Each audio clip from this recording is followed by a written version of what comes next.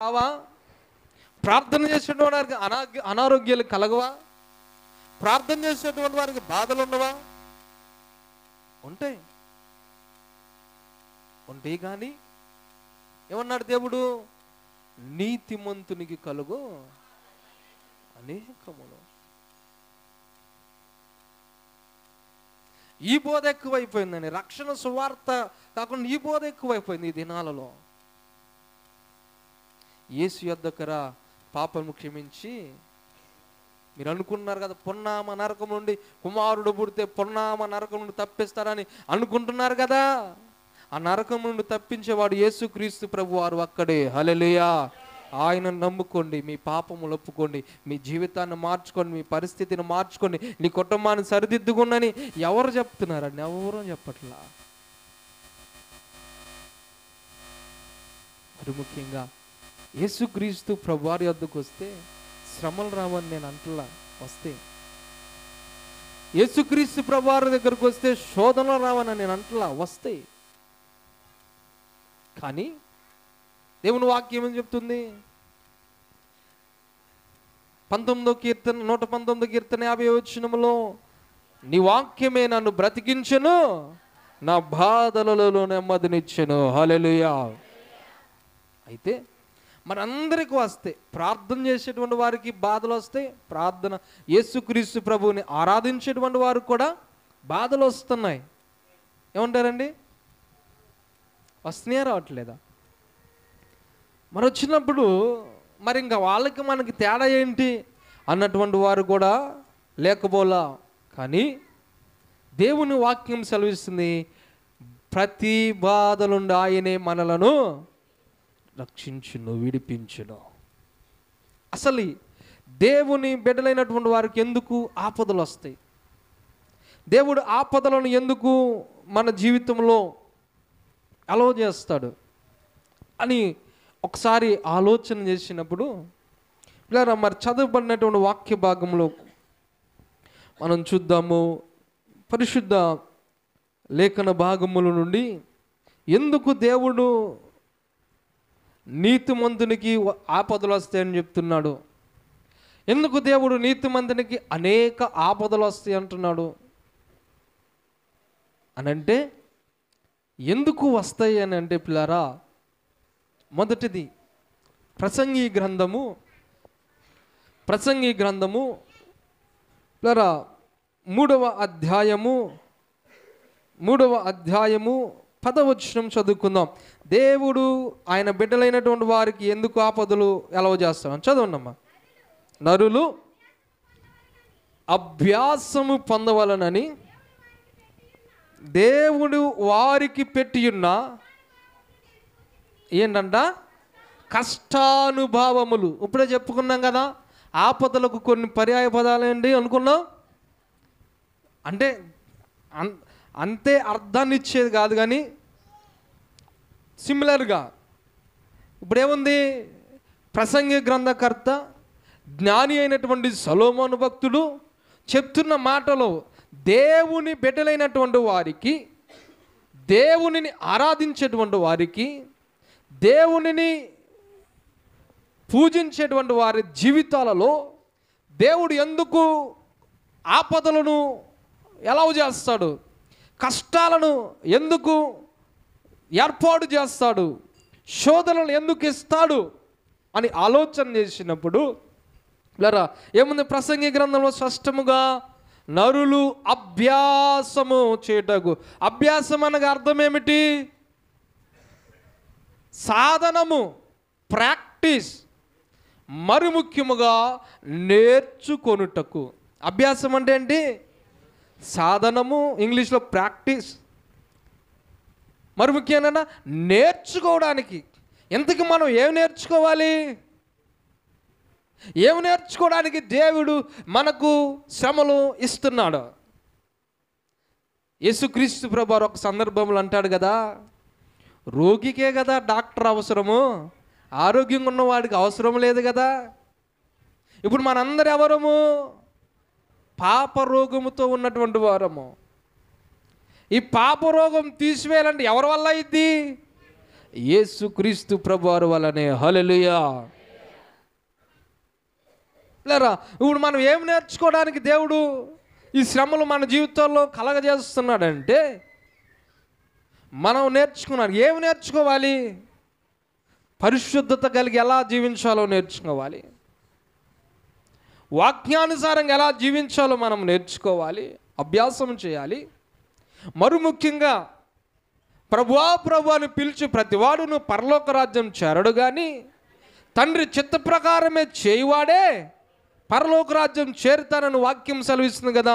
మరి ముఖ్యంగా తండ్రి చిత్తము ఎలా చేయాలో, తండ్రి చిత్త ప్రకారము ఎలా జీవించాలో వాక్యాన్ని బట్టి నేర్చుకోవడానికి కొన్ని సందర్భాలు దేవుడు మన జీవితంలో శోధనలు ఏర్పాటు చేస్తాడు. ఏదైనా కష్టం ఉంటే డాక్టర్ దగ్గరికి వెళ్తాం కదా, అదేవిధంగా ప్రభు యొద్దకు మనం వస్తాం. దేవుణ్ణి మర్చిపోతాం కదండి, చాలా సందర్భాలలో మర్చిపోతూ ఉంటాం. మరలా ఎప్పుడు గుర్తుకొస్తాడు దేవుడు మనకి? ఏదైనా ప్రాణాపాయ స్థితులు లేకపోతే ఏదైనా శోధనలు వచ్చినప్పుడు అప్పుడు గుర్తొస్తాడు, అప్పుడు గుర్తొచ్చింది ప్రార్థన. అందుకే అలా మనము తప్పిపోకుండా, అందుకే ఆ విధంగా మనము మార్గము తొలగిపోకుండా అప్పుడప్పుడు దేవుడు ఏం చేస్తాడంట? కొన్ని శోధనలు. ఎందుకు? ఆత్మీయ పాఠాలు నేర్చుకోవడానికి. హల్లెలూయా. ఏంటంట? నరులకు కొన్ని కష్ట అనుభవాలు దేవుడు ఏర్పాటు చేస్తాడు. ఎందుకంట? నేర్చుకోవడానికి, ప్రభువుని గురించి నేర్చుకోవడానికి, పరలోకం గురించి నేర్చుకోవడానికి, దైవ చిత్తాన్ని గురించి ఇంకా నేర్చుకోవడానికి, దైవ చిత్తం ఎలా జీవించాలో నేర్చుకోవడానికి దేవుడు మన జీవితాల్లో ఏం చేస్తాడంట? కొన్ని కష్టాలు, ఆపదలు అలవాటు చేస్తాడు. లేరా, ఇంకొక మాటను మనం జాగ్రత్తగా పరిశీలన చేసినప్పుడు, త్వరగా ముగిస్తున్న రెండవ మాటగా మనం చూసినప్పుడు, పరిశుద్ధ లేఖన భాగముల నుండి ఎందుకు దేవుడు మన జీవితంలో ఆపదలను, కష్టాలను ఎలవ చేస్తాడు అని అంటే, పరిశుద్ధ లేఖన భాగం అపోస్తలుడైన పౌలు భక్తుడు కొరింథీయులకు రాసినటువంటి 2వ పత్రిక 12వ అధ్యాయము 7వ వచనమును చదువుకుందాం.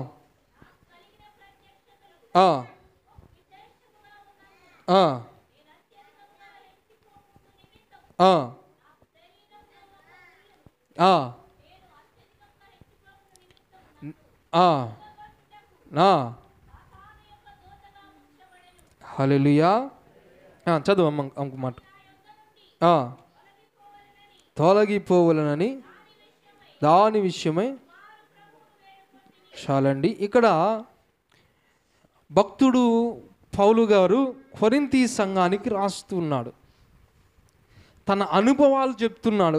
దేవునిలో నేను ఆత్మీయపరంగా ఎలా ఎదిగాను, ఆత్మానుసారంగా దేవునికి దగ్గరకు నేను ఎలా అయ్యాను అని చెప్పి ఒక ప్రార్థన అనుభవం, నేను ఈ రీతిగా ప్రార్థన చేశాను అని అంటాడు. ఇప్పుడు దేవుడు మన జీవితాల్లో శోధనలు ఎందుకు లేక ఆపదలు ఎందుకు ఏర్పాటు చేస్తాడంటే, ఆత్మీయంగా మనము ఎదుగుదల కొరకు. హల్లెలూయా, హల్లెలూయా. గర్వాంధకారమైన జీవితాల నుండి ఏంటంట? గర్వపు స్వభావం నుండి బయటకు వచ్చి దేవుని చిత్తానుసారంగా జీవించుట కొరకు, ఆత్మానుసారంగా దేవునికి దగ్గర అవట కొరకు ఏమన్నాడు? ఆత్మ లేనివాడు నా వాడు కాదు అని దేవుడు స్పష్టంగా తెలియపరుస్తున్నాడు. నన్ను ఆరాధించేవారు ఆత్మతోనూ సత్యముతోనూ నన్ను ఆరాధించాలని దేవుడు చెప్తున్నాడు. కనుక ఆయనను ఆరాధించేవారు, ఆయనను సేవించేవారు ఆత్మానుసారంగా మనము ఉండాలని చెప్పి దేవుడు మన జీవితంలో ఏం చేస్తున్నాడు?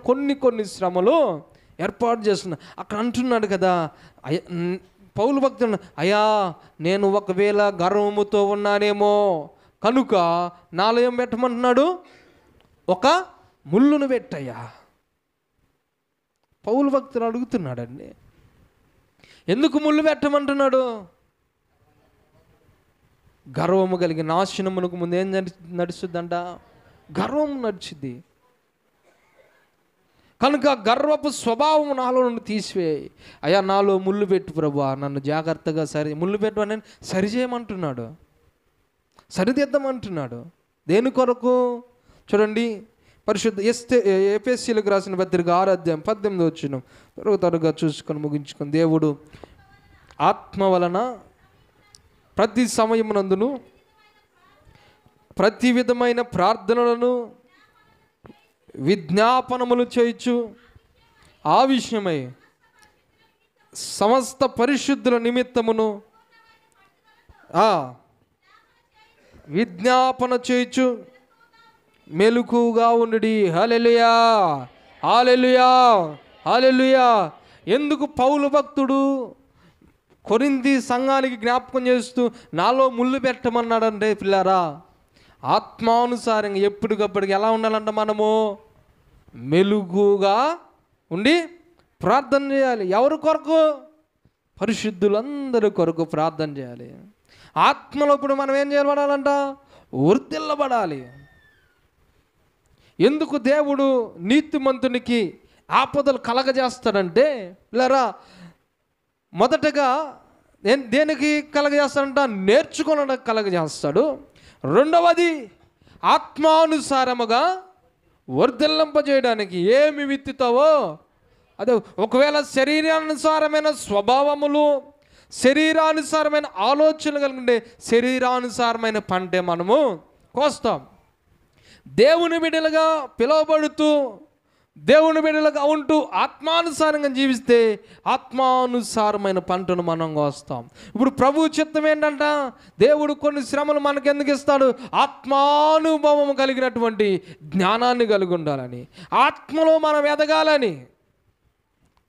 భక్తులు అంటారు కదా, మీరు శరీరానుసారంగా నేల ద్వారా బాప్తిసం పొందుకున్నారు, కానీ నేను మీకు ఇప్పుడు ఆత్మానుసారమైన బాప్తిసం. అంటే ఏంటి?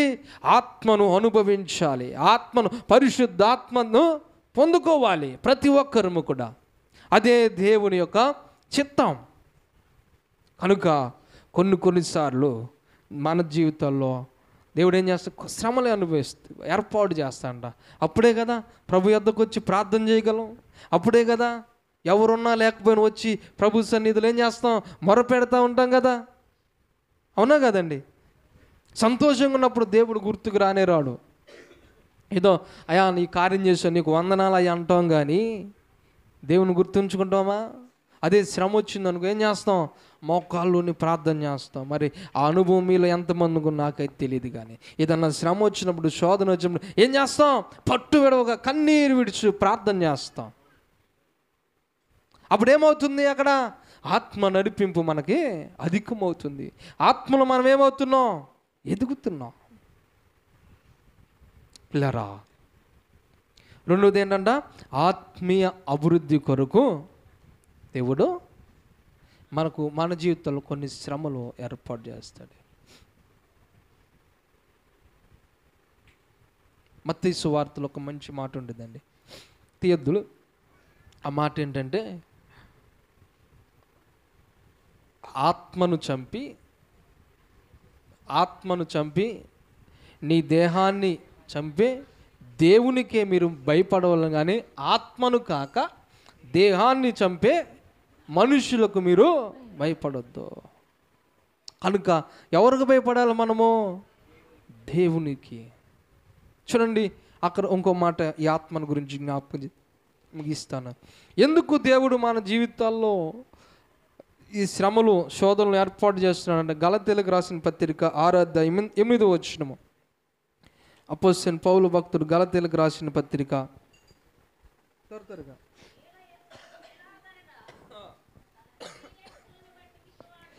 ఈ మాట చూడండి పిల్లారా. ఎలాగనగా తన శరీరేచ్ఛలను బట్టి విత్తువాడు క్షయమగు పంట కోయిన. ఒక్క నిమిషము. ఏంటంట? శరీరానుసారంగా ఇత్తువాడు ఏ పంటకు వస్తాడంట? క్షయమగు. క్షయం అంటే ఏంటి అర్థము?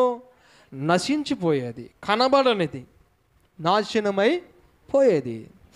శరీరానుసారంగా ఏమి విత్తం అది ఎప్పటికి ఎన్నటికైనా ఏమవుతుందంట?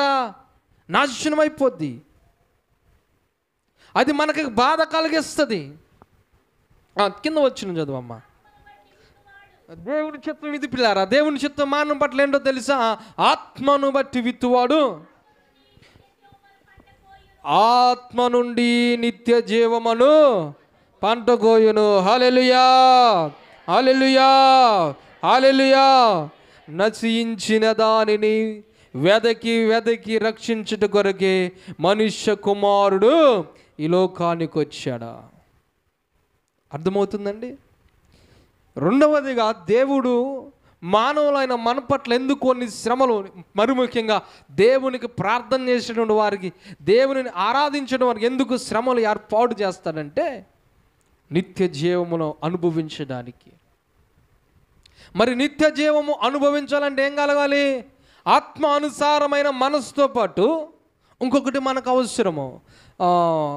ఇందాక చదువుకున్నాం కదా, ఎఫెసీయులకు రాసిన పత్రికలో ఏముంది? పరిశుద్ధుల కొరకు ఏం చేయాలంటే మనం మెలుకోకుండా ప్రార్థన చేయాలి. మూడవది, ప్రభువారు మన జీవితాల్లో ఎందుకు శోధనలు లేక ఆపదలు కష్టాలు ఏర్పాటు చేస్తారంటే మనను మన పరిశుద్ధతను పోగొట్టుకోకుండా ఉండుట నిమిత్తము. భక్తి జీవితాన్ని, సాక్షి జీవితాన్ని పోగొట్టకుండా ఉండు నిమిత్తము దేవుడు మన జీవితాల్లో శోధనలు ఏర్పాటు చేస్తాడు పిల్లారా.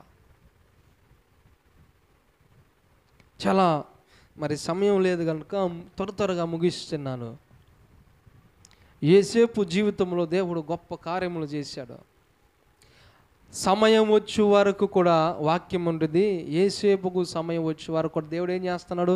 శోధించుచునే ఉన్నాడు. హల్లెలూయా. శోధనలకు నిలబడని శోధించుతూనే ఉన్నాడు. సమయం రానే వచ్చింది, దేవుడు బహుగా ఆశ్రయించాడు. హల్లెలూయా. యోబు భక్తుడు కూడా ఒక మంచి మాట అంటాడండి. శోధింపబడిన మీదట నేను సువర్ణమై మారేదను. శోధింపబడిన మీదట నేను సువర్ణమై మారేదను. హల్లెలూయా, హల్లెలూయా, హల్లెలూయా, ఆమేన్. హల్లెలూయా, హల్లెలూయా, హల్లెలూయా, ఆమేన్. నేను వెళ్ళే మార్గము నా యేసుకే తెలియును. నేను వెళ్ళే మార్గము నా యేసుకే తెలియును. హల్లెలూయా, హల్లెలూయా, హల్లెలూయా, హల్లెలూయా. మూడవదిగా దేవుడు మానవుని జీవితంలో ఎందుకు శ్రమలు ఏర్పాటు చేస్తాడంటే పరిశుద్ధతలుగా ఉండటం కొరకు. నేను పరిశుద్ధుని గనక మీరును పరిశుద్ధులై జీవించుడి. దేవుని వాక్యము సెలవిస్తుంది. అపోస్తలుడైన పౌలు భక్తుడు జ్ఞాపకం చేస్తూ ఉంటాడు కదా, కొరింథీయులకు రాసిన పత్రిక, 2 కొరింథీయులకు రాసిన పత్రిక, మొదటి 10వ అధ్యాయము 13వ వచనము, 1 కొరింథీయులకు రాసిన పత్రికలో ఆ మాట చదువుకొని ముగించుకుందాం. సహోదరులారా, అదేదనగా మన పితరులందరూ 10వ అధ్యాయం 13వ వచనమ్మ, మనుష్యులకు కలుగు శోధన తప్ప మరి ఏదియు మీకు అర్థమవుతుందండి. పరిశుద్ధతను కాపాడుకునే విషయంలో దేవుడు మనకి ఎలాంటి శ్రమలు ఇస్తున్నాడంట? సాధారణముగా మానవునికి మనం సహించగలిగినటువంటి శ్రమలు తప్ప మనకు శక్తికి మించిన శ్రమలు దేవుడు మనకి ఇవ్వట్లా. అందుకే యోబు గ్రంథములో 36వ అధ్యాయము 5వ వచనంలో ఒక మంచి మాట ఉంటుందండి. ఆ మాట చదువుకొని ముగించుకుందాం. యోబు గ్రంథము 36వ ఆలోచించుము.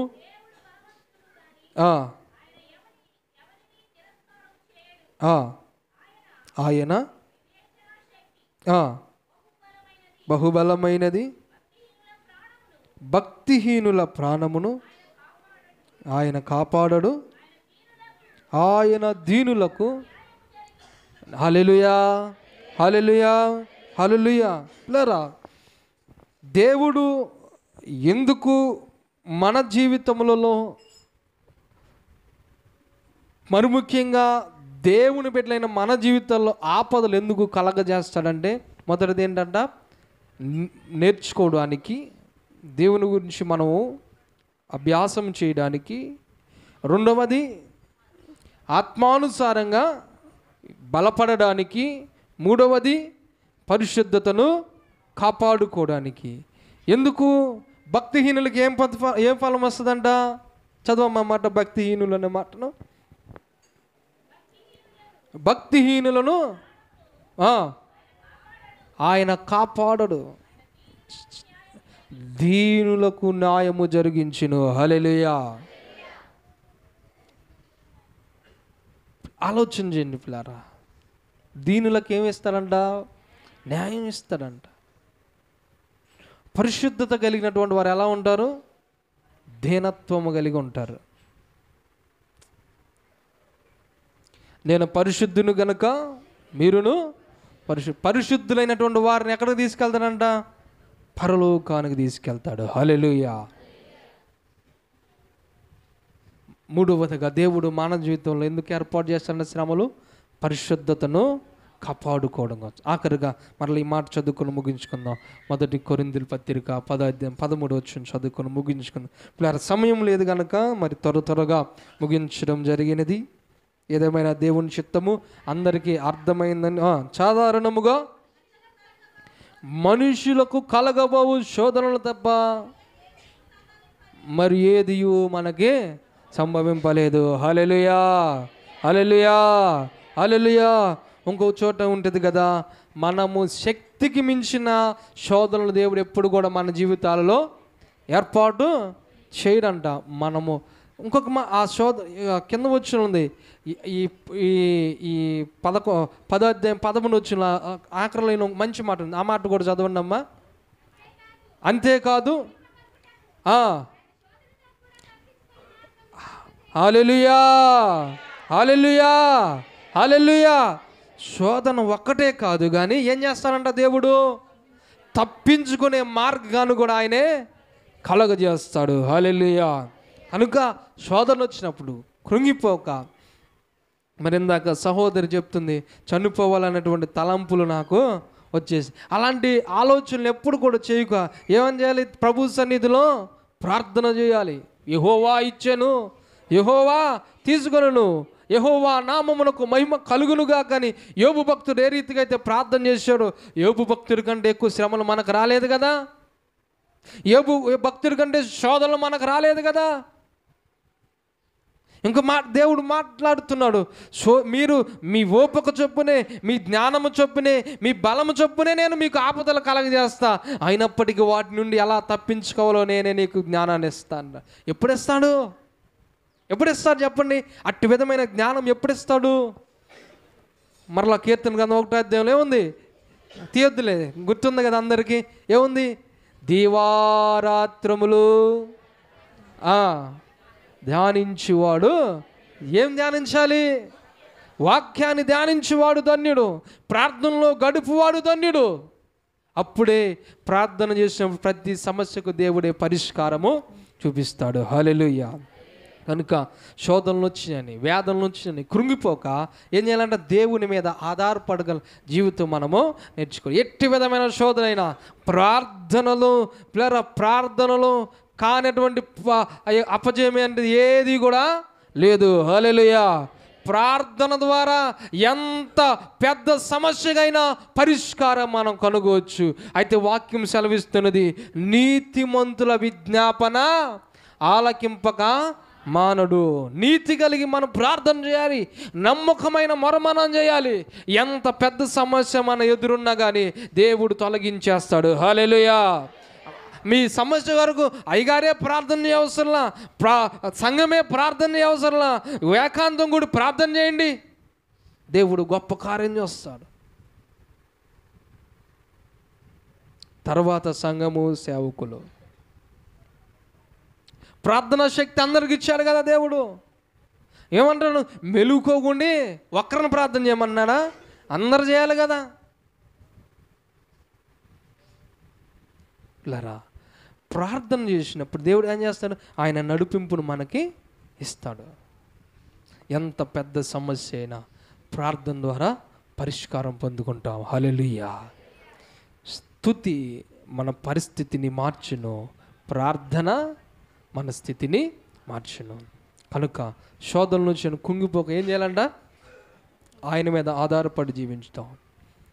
దేవుడు నా జీవితంలో ఎందుకు ఈ బాధలు కష్టాలు దేవుడు నాకెందుకు ఇస్తున్నాడు? ప్రార్థన చేస్తున్నా కదా, దేవుని సన్నిధికి వెళ్తున్నా కదా, బాప్తిసం తీసుకున్నా కదా, ఉపవాసం ఉంటున్నా కదా అని ఏనాడు కూడా అలాంటి తలంపులు మనకు రాకుండా ఏం చేయాలంట?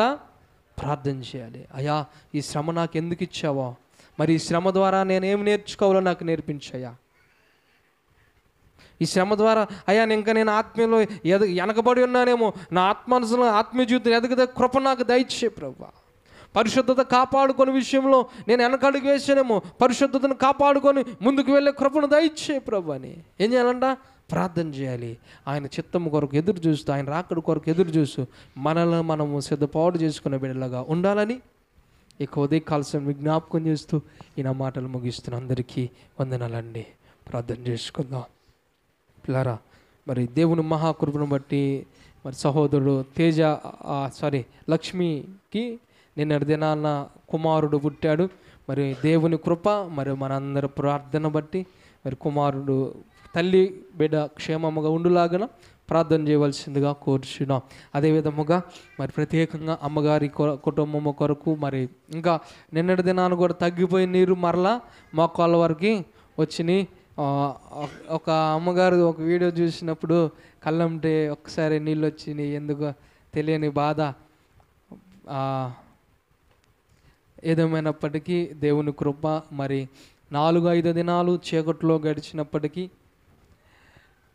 కరెంటు లేకుండా మరి ఆ విపత్కరమైన పరిస్థితులు ఉన్నప్పటికీ మరి దేవుడు మంచిగా ఇప్పుడు క్షేమమైన ప్రాంతంలోనికి దేవుడు నడిపించినాడు.